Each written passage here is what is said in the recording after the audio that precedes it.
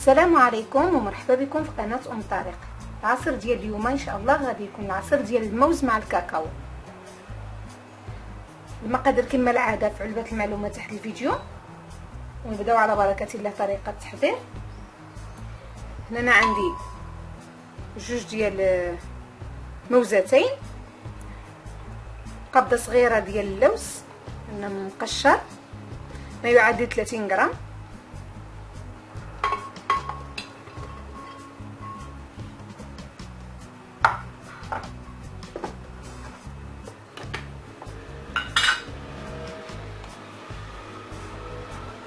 معلقه عمره ديال الكاكاو بورو،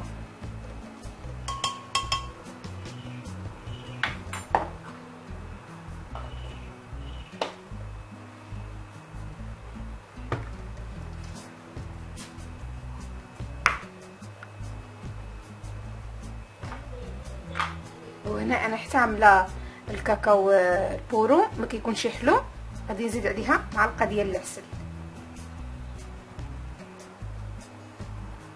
معلقه ديال العسل. اللي ما عندوش الكاكاو بورو يقدر يستعمل كاوبيل كولاكاو اللي كاينه، في ديك الحاله يقيس الحلاوه. غادي نضيف عليها نص لتر ديال الحليب يكون بارد بزاف،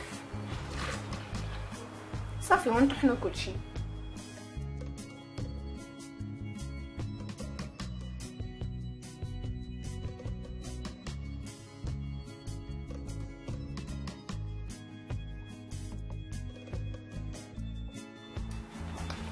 صافي العصير ديالنا ها هو واجد.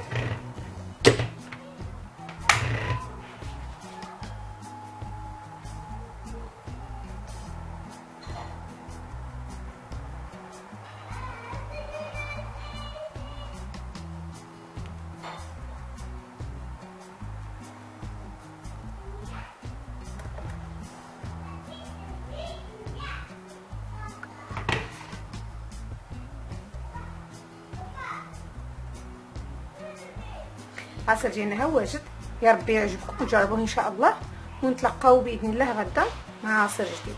شكرا.